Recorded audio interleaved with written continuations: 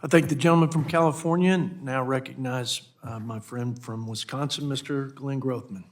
Thank you. Obviously, a budget is a long thing to go through, and I hope I caught everything, but I don't know. I don't see any work requirements here for what the public would call welfare, like EBT, food stamps, that sort of thing. Did you decide to put any work requirements in there? Mr. Grothman, you know work requirements are a part of several of those programs already. We have not changed those work requirements. Okay, there are a lot of people are getting stuff without work requirement, but you have not changed that. Next question. On the child tax credit, historically, that can be $3,600 for a child under 5, 3,000 for a child over 5. So if you have like 4 kids, that's can be $14,000 a year. Most recently, there were work requirements to get that child tax credit. You wouldn't just be able to walk down and get another $1,200 a month.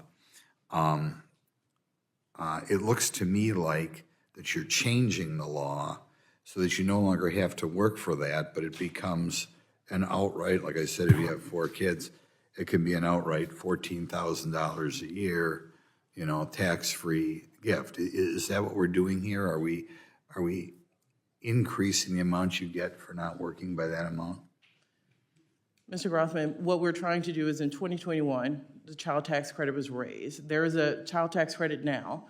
And in 2021, we raised that amount from $2,000 to $3,000 for older children, $3,600 for younger children.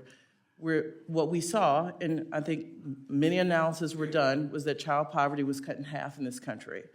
So we are trying to go back to the policy we saw work in 2021. Just so I understand, I'm sure if we gave everybody, $30,000, there'd be no poverty in the country. But the question is whether that's good public policy.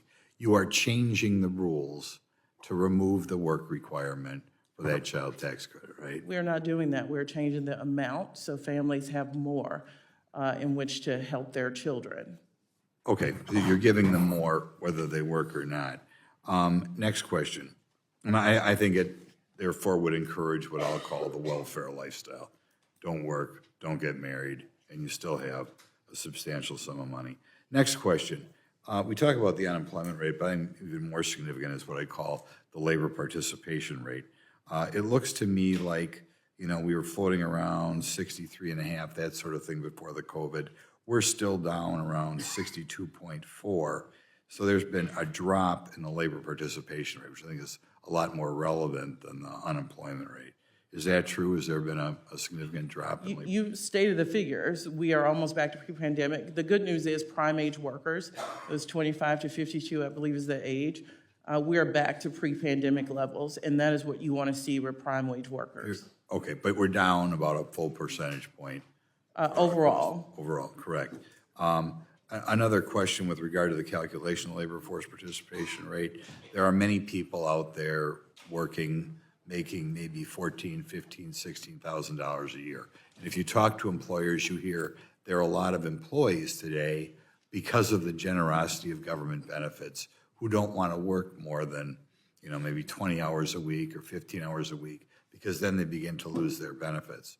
So if I'm somebody working 25 hours a week or 20 hours a week, and one of those people who are telling my employer I don't want to work any more hours because I'm going to begin to lose benefits, is that taken into account in the labor force participation? Mr. Grothman, I think most American families, regular folks that I was asked if I talked to earlier would tell you they have a much more complicated story about why they choose to work. My guess is, because I've been there, the figure you stated, $14,000, pays about half of my child care bill.